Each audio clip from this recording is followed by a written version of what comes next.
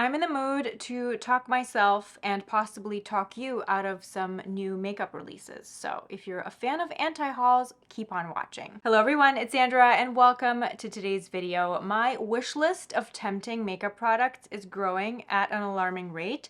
So I thought it would be fun to sit down and talk myself out of these products and kind of talk through some products that I will be enjoying instead. February has been even more tempting than January. January came and went. I did one of these videos in January and I'd say on a scale of 1 to 10, my temptation level was maybe a 2. This past month, February, maybe my temptation scale is like a 4 or 5. And let's start with the most tempting thing. I was so close to going to buy this product a couple of times, but I ended up talking myself out of it, and it's the new Tom Ford Traceless Soft Matte Concealer. It promises to be beautiful under the eyes, no creasing, soft smoothing capabilities, hydration. It basically sounds like the dream concealer to use under the eyes, and I'm gonna be honest, I haven't been too thrilled with my under eye concealing situation. It just feels like none of my usual go-tos are working. So that's kind of what contributed to the temptation, but I think it's just because of the time of the year. It's because of the weather. I need to maybe just be more diligent with my under eye care, using thicker hydrating layers and hoping for the best. So I don't think a new concealer is going to solve my problems. Right now I'm using either the NARS Creamy Concealer under the eyes or the Giorgio Armani Power Fabric Concealer. And like I said, none of these are really doing it for me right now, but they have done it for me in the past. And I think it's not the concealer's fault. It's just the situation under my eyes that I need to kind of manage with skincare. Maybe, if I use one of these up, and I'm in the market, to try something new, maybe I will give the Tom Ford a try. If you have tried the Tom Ford, let me know your thoughts in the comments. It does seem to get really good reviews, so I would be open to trying it. Anyway, I managed to talk myself out of the Tom Ford concealer for now. Item number 2 on my list is a sneaky new release from Pat McGrath. I'm not hearing too much buzz about this, and it's the Pat McGrath liquid eyeshadows. They look really, really beautiful. Pat McGrath is famous for multi-dimensional, glittery, delicious eyeshadow colors. So I must say I was a little bit underwhelmed with this release. They all look really beautiful, but I don't know, maybe I was expecting something more. I was expecting there to be a bit more fanfare around these, and I feel like they kind of came and went quite quietly. I do have the Lisa Eldridge Liquid Lyrics eyeshadows, which seem to be a very, very similar product, and I have 2 of these. I really, really love these shades, and I'm happy with them, so I don't necessarily need something new in this type of realm, but I'm glad that Pat McGrath is expanding into the world of liquid eyeshadows. I love liquid eyeshadows, liquid eye tints. And speaking of which, there was another liquid eyeshadow tint type product that really, really tempted me. I saw Andrea Ali use a couple of these in her videos, and they just look so interesting. And it's the Hindash Color Fluid. There is a shade called Carve that kind of reminds me of MAC Groundwork. It just looks like that perfect brown that I'm just so drawn to. It's that type of color that I like to use all over the lid every day. That looks really stunning. And then there's a color called Boy Tears that is also just such a beautiful shimmery shade. So both of those are really tempting me. I think they would make such a beautiful eyeshadow look together.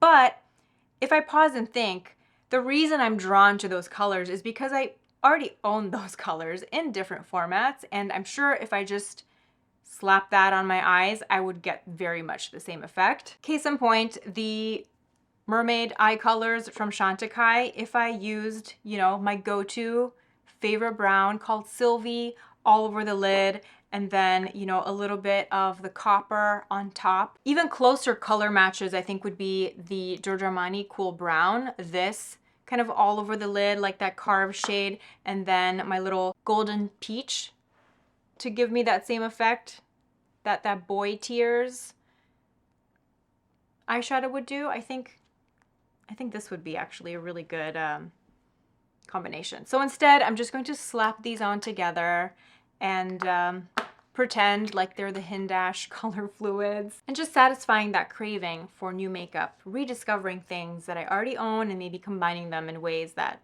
I haven't combined them in a while, or just discovering a new combination. The next eyeshadow temptation for me is not a new product. It's an old product, but it has recently had a big resurgence in the last few months, partly because of TikTok. And it's Urban Decay Space Cowboy eyeshadow. It just looks so perfect. It looks like the perfect wet glitter eyeshadow look. It just looks so tempting, and it looks so good in like studio lighting situations. You know, when somebody is presenting a glitter eyeshadow and they have like, you know, a big LED light shining down, like those little LED panels that people use now on TikTok and on Instagram, professional LED lighting like what I'm using right now, or ring lights. Those lighting situations really make a glitter eyeshadow 10,000 times more alluring than it would be if you were to just swatch it in unflattering overhead light from at the office. You know what I mean? I just have to keep reminding myself that glitter shadows are just, it's something that I'm kind of fall in and out of love with. I go through phases with them, and I am more drawn to them in the winter time because, you know, it's dark and gloomy outside. A little bit of glitter cheers me up, and I've just been enjoying my, you know, Makeup by Mario Ethereal Eyes palette. This glitter in particular, I feel like this kind of does the job when I'm after that look that Urban Decay eyeshadow provides. So I'm able to kind of talk myself out of that one. And I love this eyeshadow palette. I know people kind of stopped talking about it because it was a limited edition product, but I still love it. I still use it all the time, and I am still so happy that I bought it. It's a favorite. The next couple of eyeshadow temptations are new limited edition releases from Byredo and Tom Ford. They both kind of released these at a similar time, and they're both kind of pink themed eyeshadow palettes for spring. Both of them though, they're not, I don't know, when I think spring pinks, I don't necessarily think of the colorways that Byredo and Tom Ford went with. I do have an eyeshadow palette that has a similar vibe, and it was a summer release, and it's the Pat McGrath Mothership 7. Warm hues and the pinks, and I feel like any look that I would have wanted to create with the Byredo or the Tom Ford, I can pretty much recreate, or at least kind of recreate the vibe, the mood, using this palette. And in practice, I rarely reach for this palette. So it's a beautiful palette. I love the colors, but it's not the kind of color story, it's not the kind of color mood that I'm into on a regular basis, and definitely not for spring. This is like a late summer, early fall color mood for me. So I don't know, I'm curious, what do you think about the color stories of these, the Byredo and the Tom Ford eyeshadow palette? The Byredo eyeshadow palette is part of this little collection that the new creative director came out with. Her name is Lucia Pica. She actually used to be Chanel's creative director. Now she's at Byredo, and I really liked how small the collection is. So there's just one, I think there are 3 products or maybe 4. There's one limited edition eyeshadow palette, there's one limited edition red lipstick shade, and I think there's like an auburn or burgundy mascara. And I thought it was interesting that she went the red, like that she went with red for this collection, because it really reminds me of the red collection that she did when she started working with Chanel. So I think she's really kind of known for her reds, and she does these beautiful color stories kind of centered around reds and pinks. The red lipstick color too looks so beautiful, but again, like an interesting color story for spring, I think. But anyway, those are the other 2 eyeshadows. I think that's the last of the eyeshadows on my list. Next, we have the Lisa Eldridge lip glosses. This is something that a lot of you have been asking me about on Instagram, whether or not I'll be picking up any of the new shades, and the answer is no.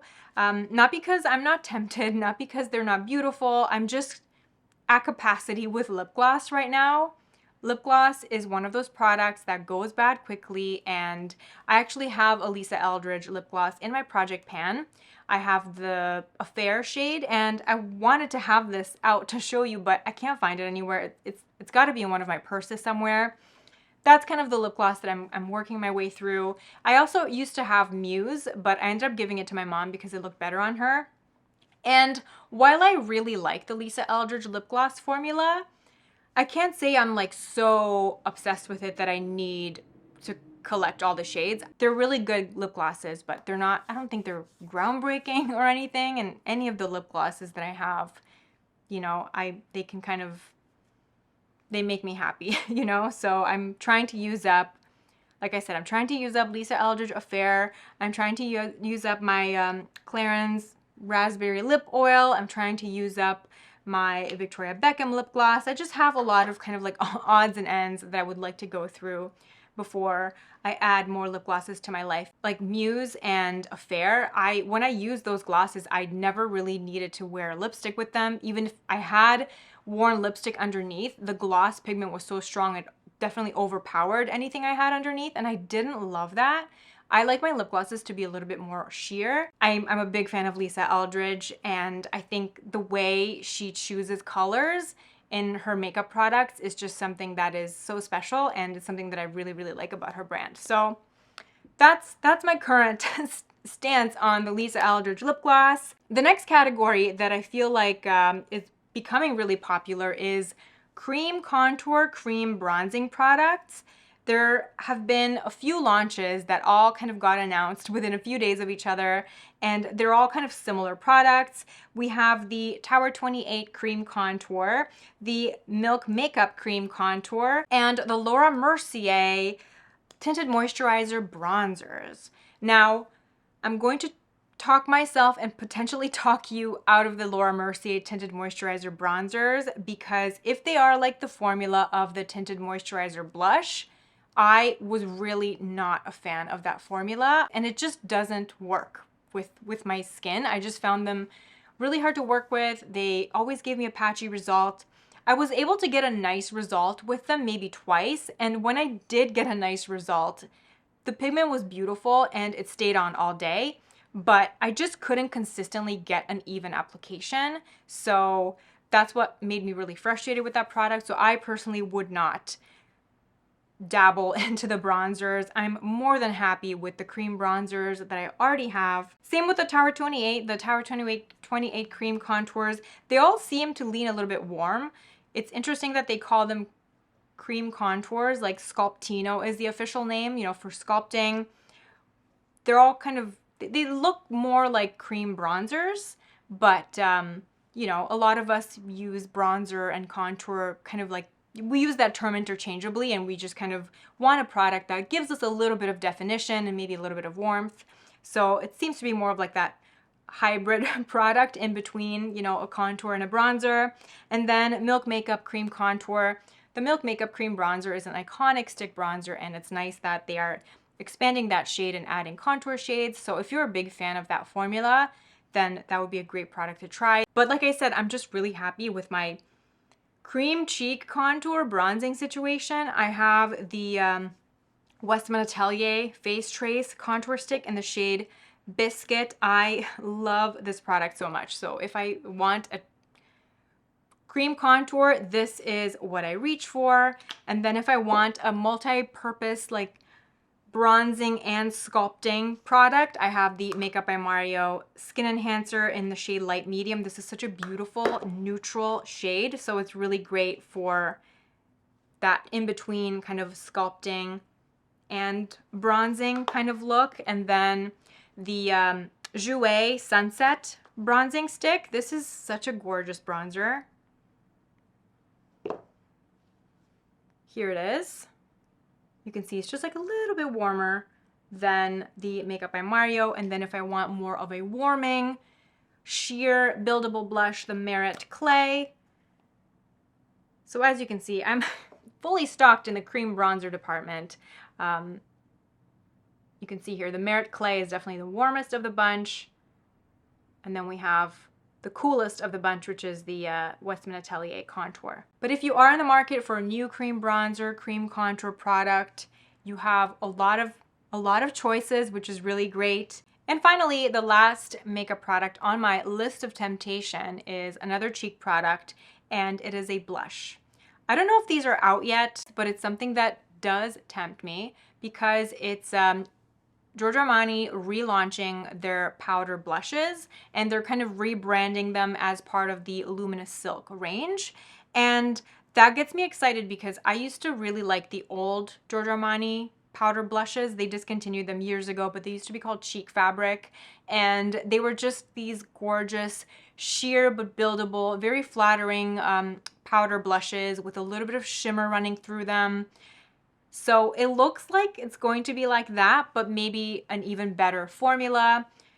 Especially, I'm thinking if they're using the formula that they do their Luminous Silk pressed powder in, like that, but with blush, that would be really tempting. That would be really, really beautiful. So I'm very intrigued by that. The colors, you know, from the press images that I've seen look really gorgeous. If you've seen the video that I posted last week, all about my blush collection, swatching all my blushes, you know that I am at maximum capacity with blush. So I would have to really, really, really be kind of swept off my feet with these Armani blushes in order to warrant me buying one. So maybe I'll go to Sephora. They do have a pretty good Armani selection at my local Sephora. So if they end up carrying the Armani blushes, it would be something that I would definitely want to check out in person, swatch them, get a feel for the shades, and if I find something that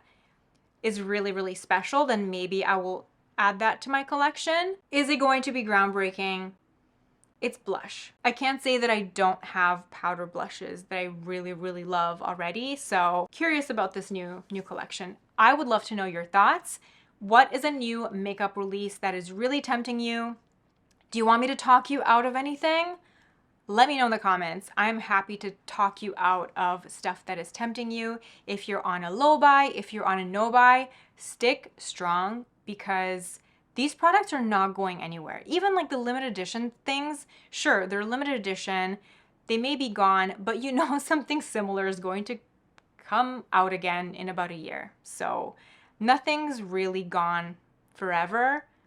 And even if it seems like it might be gone forever, that just means that we have to reframe our thinking and think of it as, you know what, something better is going to come out further down the line. So no need to panic buy anything in the world of beauty because the wheels are just going to keep on turning no matter what. As always, thank you so much for watching. Thank you for hanging out with me today.